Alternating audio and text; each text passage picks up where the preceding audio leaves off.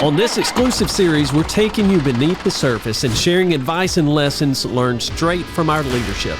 We hope these special episodes help you and your teams better leaders for the dirt world. All right, let's dig in.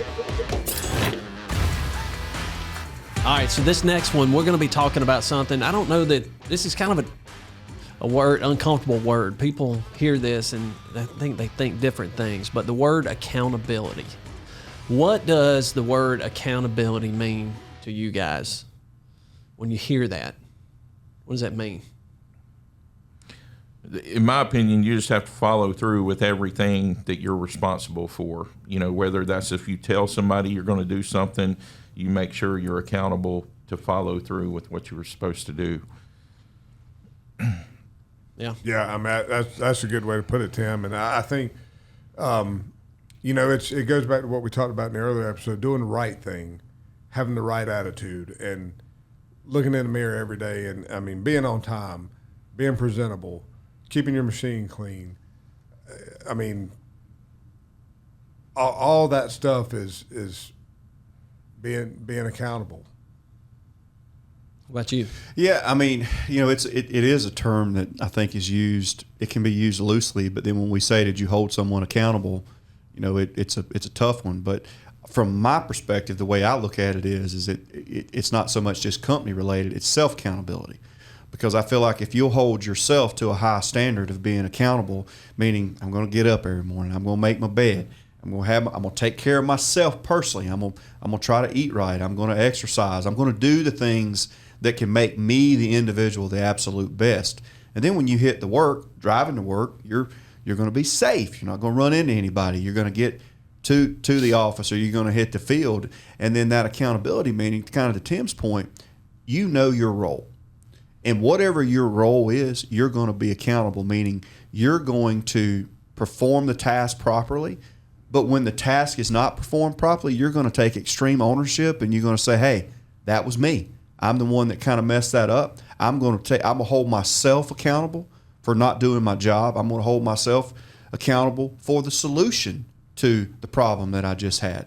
That's kind of how I look at accountability on what it is for myself. It's somewhat how I try to look at it with others as well when I'm having to have those conversations. I think that's exactly how we've got to look at accountability. We all know that we've got to do the things that we're supposed to do, but the question comes down to, who are you accountable to? And the number one answer should be yourself. If you're doing something because you're afraid you're going to get in trouble, and your boss is going to hold you accountable, and that's going to turn into some kind of disciplinary action, that's the wrong way to look at accountability. Accountability starts with what you just talked about. It starts with yourself. Yep. You're accountable to yourself to doing what you know you're supposed to do. And then second, you're accountable to your team. You're accountable to all those men and women that you're working with every day that are trying to achieve the same goal. And if you don't do your part, then someone else is having to pick it up, or the team fails. Yep. Yeah. You're being accountable because you're going to get in trouble by your supervisor should be the last thing you think about. Absolutely. But if you feel that way, internally, that let's say it's a self-conscious thing, and you're feeling that, okay, I'm going to get in trouble if I don't do this and this. Well, maybe you don't understand exactly what you should be doing, because if no one said anything to you yet, you probably ought to have that conversation with your supervisor to say, look, I'm feeling this. Am I doing something wrong here? And he may say, well, no, I think you're doing a great job. The flip side of that is the supervisor hadn't held them accountable, meaning you haven't coached them and taught them the proper way of doing something so they feel that way. It goes back to the training piece of, you know, just because you're doing something wrong doesn't necessarily mean that you're doing it wrong. You haven't been taught to do it right. Right. Yeah. I mean, I can say personally, I have never made a decision because I felt like you were going to get mad at me, or that I was going to get in trouble. I hold myself way more accountable than I would want anybody else to hold me. Yeah. Right. But not everybody's going to be wired like that. And you made that point too. Not everybody's going to wake up in the morning and have that level of discipline and that mindset of, I'm going to hold myself accountable for what I have to do. And then we've got leaders in place that have to hold them accountable for doing that. So what does that look like? How do how do you hold someone that may not be looking at it that way? How do you hold them accountable for doing what they're supposed to do?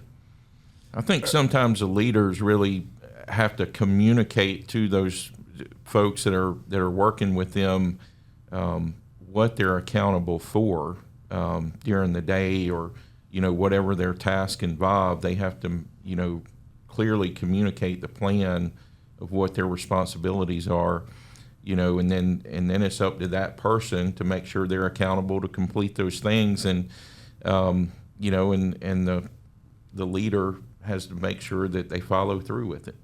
Yeah, and I think if you're in that instance, and to Tim's point, from a leadership standpoint, you've given them the why behind it. You've explained to them. They have a clear understanding, to the best of your knowledge, of what the plan, path, schedule, how we're going to attack this task. And if you're still having trouble, then I always like to drop back to the core values test. And if you pull that individual to the side and run through those 5 core values, they will realize one of them's been broken. One of them's been broken, if not multiple. Yep. And then that's the point where they should realize that I need to look in the mirror and hold myself accountable. Yeah. Yeah, I think that's a good point. It's that core value test is pretty solid. You can usually identify it real quick. And Tim, to your point, when I think about accountability and someone that is not doing what they're supposed to do, as a leader, we've got to make sure that they know what is the goal that we're trying to achieve, what is your role in that goal, and why is it important. And those 3 things, if we can make sure that they know that, then that's how we can start getting them to hold themselves accountable. And if they can't get there, then we have to think about the team. You got to think about the success of the team. Yeah, the team is more important. The mission of being the best together as a team is more important than the individual. Yeah. And you can be the best dozer operator, best mechanic in the world, but if, to your point on the core value test, you fail those, then you're not part of the team. But the other thing with accountability, we talk about task and performance, and maybe the skill set's not where it needs to be as productive as, say, others. And sometimes I think you got to look through the lens of, you can't hold someone accountable to a higher standard if they're not ready. Right. And so I think when we talk about boxing people in, you've got to look at it through a lens of, if that guy can only load 70 loads a day per truck, I can't hold him accountable for 90. You got to look at the what and the why behind it, and it's like, well, what do I need to do to get him to 75 loads? And sometimes that happens, right? With folks, and I think our leadership needs to understand that some folks just might not be able to do it as fast as others, and you got to be willing to accept that. And that's not an accountability piece there, but sometimes that happens, and that's technically trying to hold someone accountable for something that they can't do at this moment in time. Right. Achievable. Yeah. So so you got to also know what is achievable, when you go through there. But then you got other things that are accountable, like not showing up on time, not sending emails when you should, not calling the client back when the client called you and then you end up with the call, not coordinating the buckets being picked up. You can sit here and name all this stuff. Smoking in equipment. So, that kind of stuff those are policy rules, right? And those are very easy to hold people accountable for. If you're late, there's a policy for that. If you're late 3 times, you're gone. But you got to think about what the accountability is. But it starts with the communication, the conversation. I can't tell you how many times where we get involved in an issue, whether it's with a teammate or a client, where it's almost at that point the accountability is really elevated. But yet, when you back everything up, the accountability didn't take place, or the conversations 6 months ago, a year ago, and it all just pops at one point. You've got to lay all that out there along the way. And if you think about it, isn't that kind of training too? It is. It's training and teaching and influencing. So part of accountability, that word is you're touching each other. you're talking, you're creating that relationship so that someone understands when they're doing something right and when they're doing something wrong. And it isn't just when they're doing it wrong. Accountability is letting people know they're doing things right. Right. Along the way. And accountability too. I mean, if they're doing it wrong, why are they doing Yes. it wrong? I mean, take that time, which goes back to your point of teaching and leading and coaching. Take the time to tell them why it's wrong and help them to understand it. I think people hear accountability and they automatically think about whose fault is it? Yes. Whose fault is somebody's got to take the blame for what happened. And I know the answer before you even answer it, but if something goes wrong on the job site, whose fault is it? It's mine. Yeah. Yeah. I knew you were going to say that. And that's the mentality that you want every team member to say, that whether it's the leader on that job or it's the individual that's just been there. The green hat. 90 days. Well, I'll give you an example. You used this in our boot camp class about we had a project and we had a roller operator, and he was fairly new individual, working here. Superintendent was having, tough time with the guy, ready to fire the guy. He wouldn't roll the pad. He wouldn't roll the pad, and he went 2 or 3 days there. It's just like he was rolling out in La La Land. And I happened to ride up on the job, and the super didn't call me to come out there to deal with the individual. I just rode up, and my question was, why is he over there? And he said, well, I don't know why he's over there. I've been trying to get him to roll the pad for 2 or 3 days, and he ends up wandering off over there somewhere. And I just walked over there and asked the guy. I said, hey, how you doing? I introduced myself, and he told me his name. And I said, just out of curiosity, I said, why are you rolling over here and not on the pad? He said, well, what is the pad? He didn't know what the pad was. He thought everything was the pad. Well, in his eyes, I mean, he's right. Everything needed to be rolled, Yeah. And to his point, they had put some feel over there, but he wanted him concentrating, on the pad so that next lift could go in there. And I did. I said, well, Mr. Superintendent, he don't know where the pad is. There wasn't no stakes. There wasn't no pin flags. So we got some pin flags and put them out, and I got a piece of paper. And I said, here's you. Didn't even use the plans, which they all got plans. You could do this. I drew a box and said, here's the pad. This is where you need to be rolling. Oh, I didn't know that. What you talking about? I mean, he was in some slope outside the parking lot, but he was being held accountable for the wrong reasons, for knowledge. Right. Yeah. And he Knowledge didn't know. He didn't have. Yeah. They were ready to fire him because he wouldn't do what they said. When he just hadn't been taught. He just hadn't been taught. Yeah. And the Gotta first question communicate. is why are you not rolling on the pad?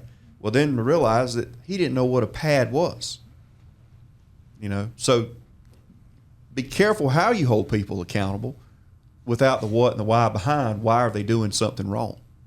Yeah. Right.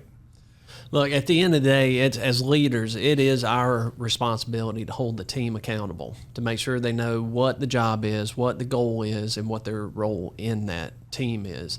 That is our job as leaders. But what we hope and what the ultimate goal for Hoopaugh and what the standard for Hoopaugh team member is that you hold yourself to that same level of accountability.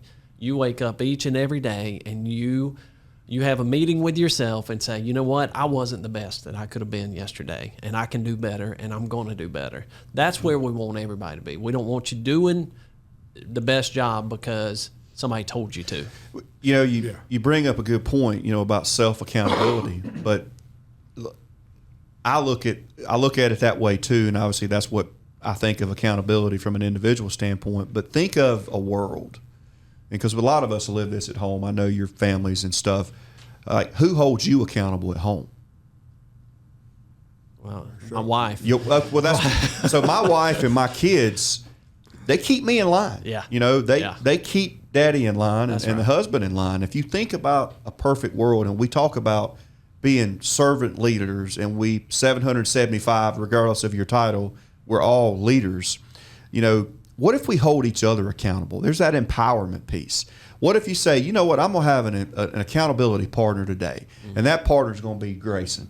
And Grayson, when I'm not doing what I should be doing on this dozer or on that excavator or driving that truck, and you see me, will you make sure that you keep me in line? We should be not only have self-accountability, we should be holding each teammate accountable that's within our view. And if we do that, that's having each other's backs, that's cover and move, in the Jocko term for extreme ownership. That right there, I think, could be very magical. And we're advocating for that. We're saying we serve each other. Well, that means we hold each other accountable too. If someone's being late, hey, man, you about to get fired. You got 3 more chances if they write you up and follow policy. You're going to lose your job. Do you need an alarm clock? Is there? You need me to call you to help you with that? Help me understand why you're not here on time. What's going on? What is that? Yeah. What's causing that? It's a great point. You got to have both. You got to have that self-reflection, but you also got to have the support from your team to pull you back in when you're not doing the right thing. So I think, kind of close this up. When you hear the word accountability, we don't want you thinking about whose fault it is and who's to blame. Who to blame, We never talk about that. The 4 of us, we never sit around and say, who we going to blame for that one? Yeah. We always talk about how did it happen and how do we make sure it doesn't happen again. That's the accountability. But you've got to have it for yourself, and then we've got to help each other to be accountable for it too. Yep, I agree. And it's closing on this, and it's okay if someone questions you. Don't get upset if someone questions you. They may be trying to determine the what and the why. It doesn't mean that they're holding you accountable. You feel that way, again, that's detach. Get rid of the ego. Drop the ego. Yeah. And just let everybody figure it out, because most of the time they're trying to figure out the root cause, not the root cause of who. Yeah. As long as they question you respectfully, then you actually should take. That should give you some comfort that they're listening. They're wanting to learn. They want to learn. And look in the mirror. Yeah. Right. Until next time, keep leading with purpose and passion. If you liked listening to the Give Us the Dirt podcast, we want you to hit the like button and subscribe for more great content.